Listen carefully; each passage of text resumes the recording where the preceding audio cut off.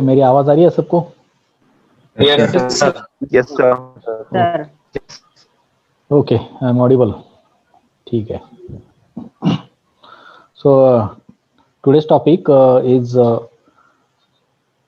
IEEE standard 802.11, that is related with a wireless communication. In a last lecture, we had seen about the 802.1, 2, 3, 4, 5, and the rest of the standards we skipped because this is not in our syllabus. In our syllabus, we have directly 802.11, that is wireless communication. In wireless communication, there are actually two different sections in this unit, but we already conducted in the practical, that is about the Bluetooth. Here Wi-Fi is actually that wireless communication is related with this Wi-Fi and Bluetooth. हमने एक पहले ही Bluetooth का section हमने ले लिया है. अब ये और उसके बाद है mobile communication, that is 1G, 2G, 3G, 4G end 5G. तो यहाँ पर हम पहले IEEE 802.11 क्या होता है. तो ये तो हमें पता है अभी कि ये वायरलेस नेटवर्क के रिलेटेड है. and it is defined the specification for wireless LAN, that is called 802.11, which covers the physical and data link layer. सभी 802 जो है प्रोजेक्ट, ये 802 प्रोजेक्ट हा फिजिकल लेयर आणि डेटा लिंक लेयर ह्या दोन लेयर मध्येच काम करत असतो. It covers only this two. मग तो 802.11 आहे तरी तो सुद्धा फिजिकल आणि डेटा लिंक लेयर मध्येच तो काम करेल आणि तोच एरिया फक्त तो कव्हर करेल.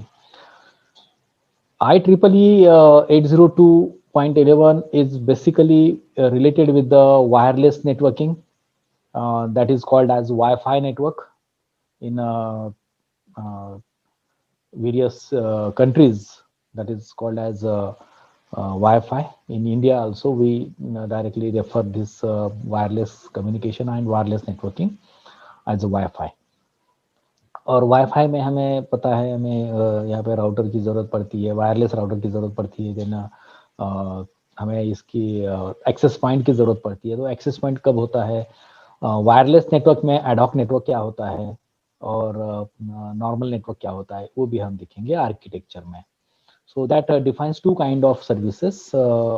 One is basic service set, BSS कहते हैं उसको, और दूसरा है extended service set, ESS. BSS means it is a basic service set.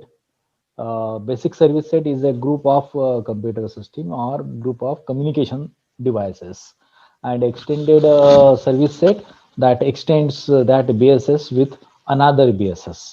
So that is extended service set.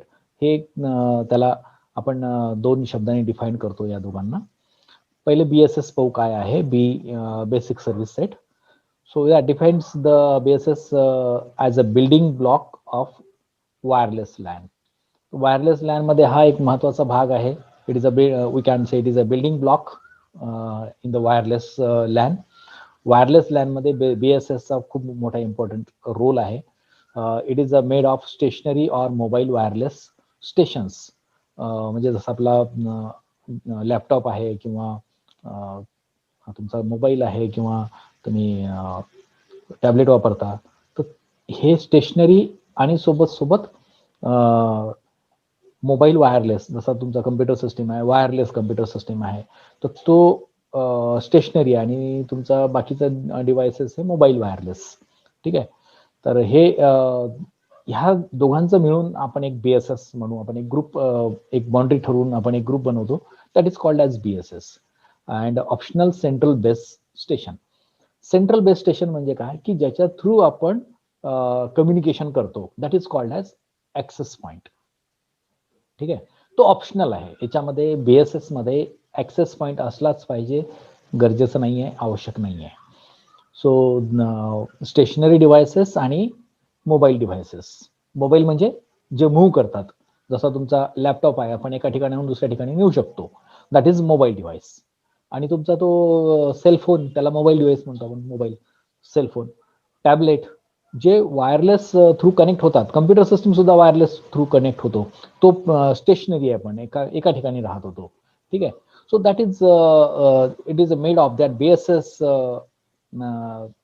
made of these different components, including the access point. Not necessary that access point must be there. जरुरी नाही की तिथे असलंच पाहिजे म्हणून. आपण त्याच्यात दोन वेगवेगळे स्टँडर्ड्स आहेत BSS चे. कोणते कोणते? तर पहिला स्टँडर्ड हा आहे की विदाउट AP. आपण जेव्हा विदाउट AP BSS यूज करतो, BSS चा लॉंग फॉर्म तुम्ही ठेवायला लक्षात ठेवा. ते BSS चा लॉंग फॉर्म काय आहे ते पाहून घ्या एकदा. BSS चा लॉंग फॉर्म नेहमी लक्षात ठेवायचा आपल्याला. Basic service set. Basic service set हा BSS आणि ESS एक्सटेंडेड सर्व्हिस सेट. ठीक आहे. आता आपण BSS पाहतात सुरुवातीला. Basic service set. तर ह्या बेसिक सर्व्हिस सेट मध्ये विदाउट AP आणि विथ AP हे दोन्ही असू शकतात, नाही ना. तर BSS काय? हा group of various stations, group of various components, devices which are actually available in the particular network, particular area. So that is called as BSS. जसं आपला कम्प्युटर लॅब आहे, आपण कम्प्युटर लॅब मध्ये कम्प्युटर्स ठेवलेले आहेत, आपला मोबाईल आहे, tablet आहे, लॅपटॉप आहे, तर तो आपला BSS झाला. सो BSS विदाउट AP और विथ AP. आता हा तुम्हाला जी डायग्राम दिसते ही विदाउट AP आहे. Without AP is a stand alone network. आपण याला म्हणतो stand alone network. That cannot send data to other BSS. आता दुसरा जर इथे BSS असता तर या दोघांमध्ये कम्युनिकेशन होऊ शकत नाही until and unless you have access point. Access पॉइंटचं ते महत्वाचं कामच आहे की तो एकापेक्षा जास्त BSS ला कनेक्ट करेल. एक BSS एक बाउंड्री झाली, त्याच्यामधले कम्प्युटर्स कम्युनिकेट करण्यासाठी आपल्याला AP ची गरज पडणार आहे, ऍक्सेस पॉइंटची गरज पडणार आहे दुसऱ्या BSS सोबत कनेक्ट करण्यासाठी. So it is called ad hoc network और ॲडहॉक आर्किटेक्चर. याला ॲडहॉक नेटवर्क किंवा ॲडहॉक आर्किटेक्चर म्हणतो की जो एका बाउंड्री मधून दुसऱ्या बाउंड्री मध्ये डेटा पाठवू शकत नाही, पण इथून इथे पाठवू शकेल. Station to station data can be transmitted. So in this architecture, stations can form a network without the need of AP. तिथे कुठल्याही AP ची गरज नाही आहे. They can locate one another and agree to be part of BSS. So आता इथे हा without AP आहे. This particular laptop, this computer can locate this one. तो शोधून काढतो त्याला कुठे आहे तो. ठीक आहे. And agree to part of a BSS. तर हे एकमेकांना कम्युनिकेट करतील. पण इथे दुसरा BSS जर असता तर तो त्या BSS ला किंवा त्या BSS मधल्या त्या कंपोनंटला हा डेटा पाठवू शकले नसते. याच्यासाठी काय करावं लागेल मग आपल्याला? दुसरं आर्किटेक्चर पाहावं लागेल. दुसरं कोणतं आहे? ऍक्सेस पॉइंट असणारा. तर इथे ऍक्सेस पॉइंट आहे. हा ऍक्सेस पॉइंट काय करतो की असे एक दोन जर का IP BSS असतील आणि त्याच्यामध्ये जर का AP असतील तर ते एकमेकांना इन्फॉर्मेशन सेंड करू शकतात. So that is access point. So this is called as infrastructure. It is called as infrastructure network. Without AP आपण त्याला काय म्हणतो? Ad hoc network. विथ AP जर BSS असेल तर आपण त्याला काय म्हणतो? Infrastructure network. त्यानंतर आहे दुसरा part extended service set, ESS. Extended service set is made up of 2 or more BSS. आपण त्याला एक्सटेंड करत आहे ना, एका BSS ला दुसऱ्या BSS सोबत जेव्हा आपण कनेक्ट करतो त्याला obviously it is extended service set. तो आपण एक्सटेंड करत आहोत त्याला. So that is more than 2 BSS can be connected using the access point. त्याला ऍक्सेस पॉइंट यूज करून आपण एकापेक्षा जास्त BSS कनेक्ट करतो. आता BSS म्हणजे तुम्ही छोटासा नेटवर्क म्हटलं तरी हरकत नाही समजण्यासाठी. So in this case BSS are connected through distribution system. आता याला DS म्हणतात. दुसरं एक ॲब्रिव्हिएशन इथे आला DS. DS म्हणजे डिस्ट्रीब्युशन सिस्टीम, जो डिस्ट्रीब्यूट करतो डेटा पॅकेट्स वेगवेगळ्या कंपोनेंट्सला. तो काय असतो ऍक्च्युली? वायर्ड लॅन असतो. That distribution system that is called as, that is actually referred as wired LAN. The DS connects the AP in the BSS. मग एक AP दुसऱ्या AP ला कनेक्ट करण्यासाठी कशाची गरज पडते आपल्याला? इथे DS ची गरज पडते. लक्षात ठेवा तुम्ही आता, इथे पहिला झाला BSS, दुसरा झाला ESS, तिसरा झाला DS. ठीक आहे, हे लक्षात ठेवा, कारण की पुढच्या स्लाइड मध्ये आपल्याला याची गरज पडणार आहे. मग ही स्लाइड आपण ऍक्च्युली पुढे नेलेली असेल. तर इथे AP कनेक्ट करण्यासाठी म्हणजे काय, ESS कनेक्ट करण्यासाठी आपल्याला कशाची गरज पडते? AP ची गरज पडते. AP जेव्हा आपण यूज करतो तो कशाने कनेक्ट होतो? तो DS ने कनेक्ट होतो. AP हा एक शब्द पण आहे, ऍक्सेस पॉइंट, AP. ठीक आहे.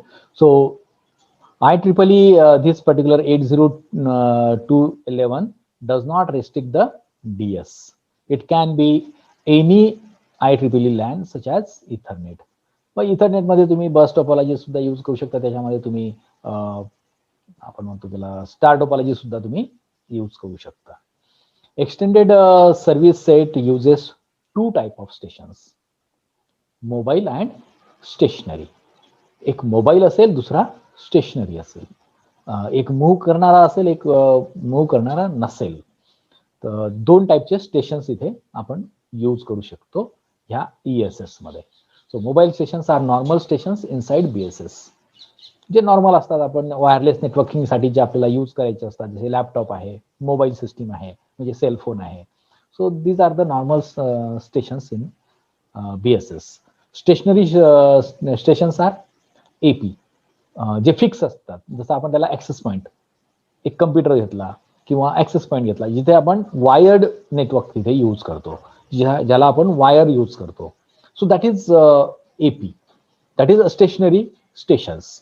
तर एक स्टेशनरी स्टेशन दुसऱ्या स्टेशनरी स्टेशनला युजिंग इथरनेट आपण कनेक्ट करतो, आणि त्यानंतर एक कम्प्युटर ह्या APचा, ह्या BSSचा एक कम्प्युटर AP ला डेटा ट्रान्समिट करेल, तो AP दुसऱ्या AP ला डेटा ट्रान्समिट करेल, तो दुसरा AP त्या BSSच्या एखाद्या कम्प्युटरला, depend on that particular packet information, that is destination address, तो त्याला ट्रान्समिट करेल. तर ह्या पद्धतीने हे एक्सटेंडेड सेट सर्व्हिस सेट काम करेल. तुम्ही जर डायग्राम पाहिली आता इथे एक्सटेंडेड सर्व्हिस सेटची, तर एक्सटेन्शन आहे फक्त BSSचं एक्सटेन्शन. आता पहा इथे, हा एक BSS आहे, हा दुसरा BSS, हा तिसरा BSS. When BSS are connected, the station within reach of one another can communicate without the use of AP. आता हे जे तीन कम्प्युटर दिसतात तुम्हाला, without using this AP, they can communicate. Yes, they can communicate within this particular AP BSS. They can communicate without using this AP. पण हा BSS ह्या BSS सोबत जर का कम्युनिकेट करायचं जर असेल, तर त्यावेळेस तो AP ला यूज करेल.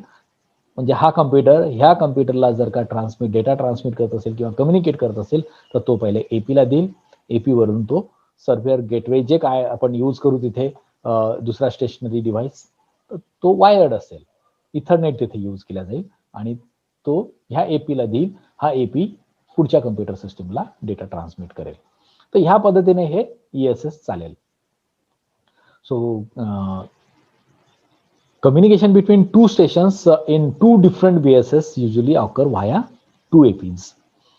याच्यामध्ये एका BSS मध्ये AP ची गरज पडत नाही, पण जेव्हा दुसऱ्या BSS ला कनेक्ट व्हायचं असेल, तर त्यावेळेस आपल्याला दुसऱ्या म्हणजे AP ची आपल्याला गरज पडणार आहे. कुठल्या कुठल्या स्टेशनचे टाइप्स आहेत? 3 types of stations based on their mobility in wireless LAN. Wireless LAN मध्ये 3 टाइपचे वेगवेगळे स्टेशन्स आपण इथे यूज करतो, based on their mobility. No transition, BSS transition and ESS transition mobility. No transition म्हणजे काय?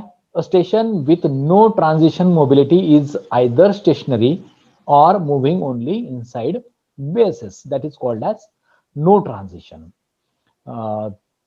It is not moving actually.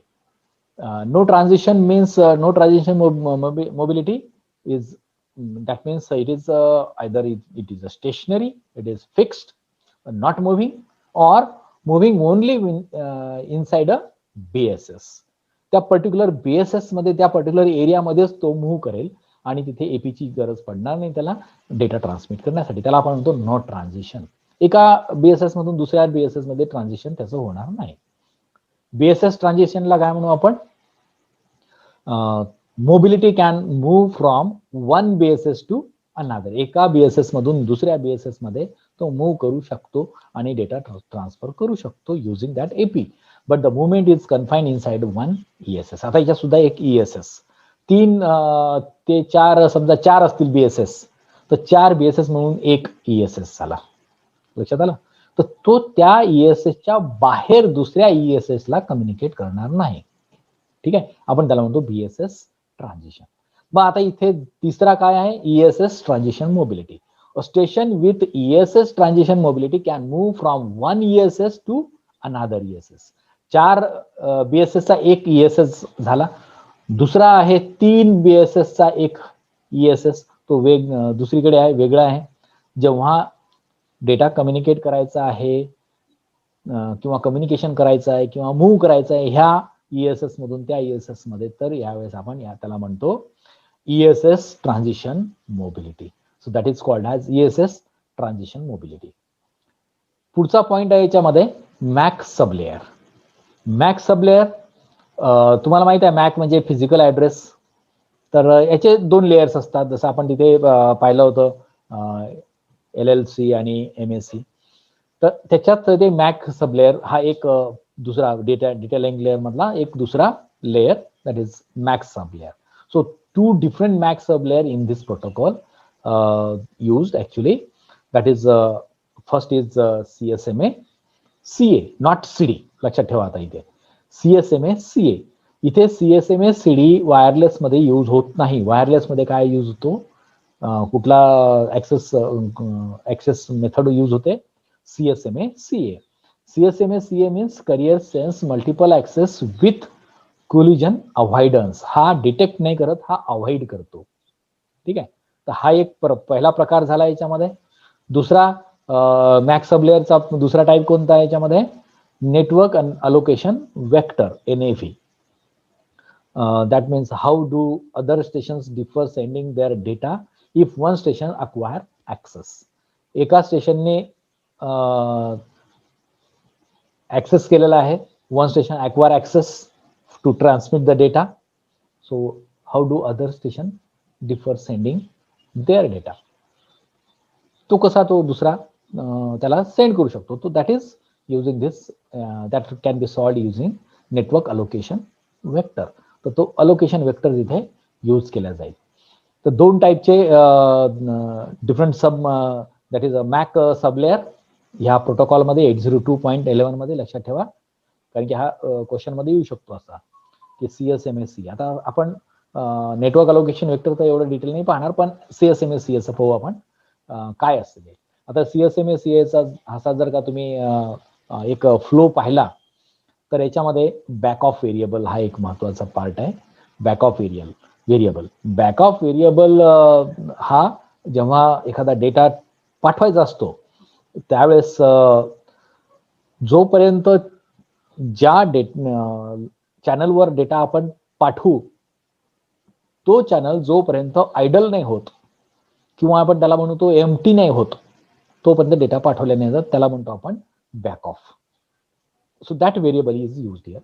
So before sending a frame, the source station sends the medium by checking the energy level at the frequency, carrier frequency. Energy level means whether it is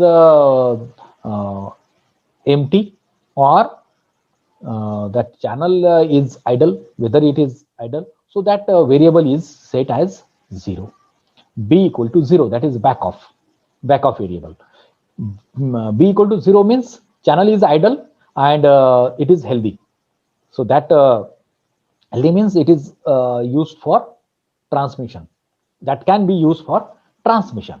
So when the variable set to 0, a frame to send, suppose this one is a frame that is to be sent. So before sending this particular frame, frame आपल्याला send करायचा आहे, तर त्यावेळेस तो sense करतो करिअरला की whether carrier means that particular channel checking that energy level at the carrier frequency, ki whether it is supported or not, whether it is available or not. Once it set B equal to 0, that means it is okay. That can send. The channel uses a persistence strategy with a back off until the channel is idle. तर याच्यामध्ये काय होते की after station is found to be idle, suppose channel हा idle आहे किंवा स्टेशननी पाहिलं की चॅनल आता ओके आहे, we can transmit the data. The station waits for a period of time that called the DIFS, that is distributed interframe space. तर तो काही वेळासाठी तो तिथे वेट करतो. So this one, channel is free, yes it is free. नसेल तर अजून वेट करा. जेव्हा त्याला चॅनल फ्री मिळतो तर तो अजून थोड्या वेळासाठी वेट करतो. That is called as distributed interframe space. Then the station sends a control frame called the request to send, that is RTS. आता इथे वेट केला, त्यानंतर तो ट्रान्समिट करतो RTS, request to send. So after receiving the RTS, the waiting period of time is called short interframe space, SIFS, short interframe space. So that destination station sends a control frame called the clear to send. So that once it got the clear to send, then that actual data will transmits. This control frame indicates that the destination station is ready to receive data. So that control frame indicates that the destination station is ready to receive the data. Today, the source station sends data after waiting an amount of time equal to SIFS. इथे थोडा वेळ तो timer set केलेला असतो, त्यानंतर तो weight केल्यानंतर तो डेटा ट्रान्समिट करायला सुरुवात करतो आणि इथे successfully it that can be sent. जर असं नसेल तर मग तो परत एकदा वेटिंग मध्ये जातो, wait back off time, back off time, आणि परत तो जर तो रिसिव्हर जर का रेडी नसेल तर ह्या पद्धतीने हा मॅक सबलेअरचा CSMA CA हा काम करतो. त्यानंतर डेस्टिनेशन जो स्टेशन आहे, रिसिव्हर जो स्टेशन आहे, after waiting and amount of time equal to SIFS sends acknowledgement. तो वापस एक्नॉलेजमेंट पाठवतो त्याला to show that the frame has been received. Frame त्याला मिळाला आणि हा एक्नॉलेजमेंट त्याची आवश्यकता आहे त्या प्रोटोकॉलमध्ये, कारण की तो चेक करतो की successfully that particular data arrives or not at the destination. तो त्यावेळेस तो हा CSMA CA असा कोलिजन अवॉइड करण्यासाठी म्हणून हे सगळं काही वेटिंग असेल, बॅक ऑफ असेल, त्यानंतर टायमर तो सेट करतो त्याला, त्यानंतर वेट DIFS, वेट SIFS, हे सगळ्या कशासाठी करतो तो? To avoid the collision. But in wireless or 802.11 CSMA CD, this particular is a kind of indication to source that data have arrived. Actually CSMA CD use इथे न होता CSMA इथे use होईल. त्यानंतर पुढचा पार्ट आहे fragmentation. Wireless environment is very noisy actually. A corrupt frame has to be retransmitted. आपल्याला ते retransmit करण्याची गरज पडते. So therefore it recommends fragmentation, म्हणजे छोटे छोट्या पार्ट मध्ये ते फ्रेम्स डिव्हाइड करून त्यानंतर ते पाठवता येईल.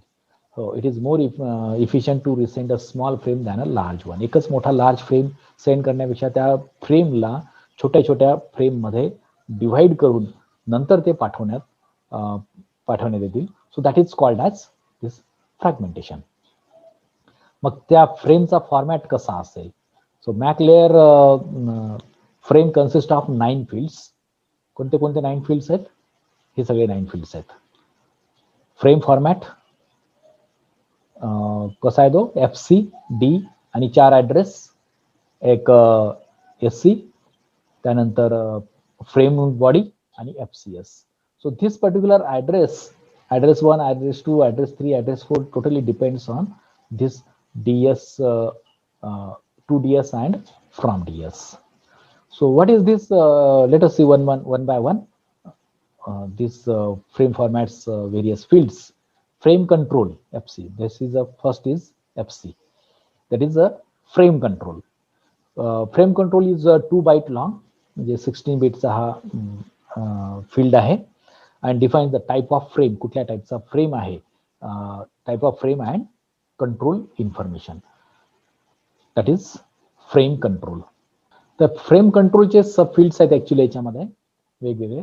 आपण हे काही डिटेलमध्ये पाहणार नाही. वर्जन आहे, टाईप आहे, सब टाईप आहे, DS, 2DS म्हणजे डिफाईन लॅटर, मोर फ्लॅग, हे सगळे फील्ड्स आहेत त्याच्यामध्ये. त्यानंतर पुढचा जो आहे 2 बाईटचा, हा सुद्धा 2 बाईटचाच आहे, D.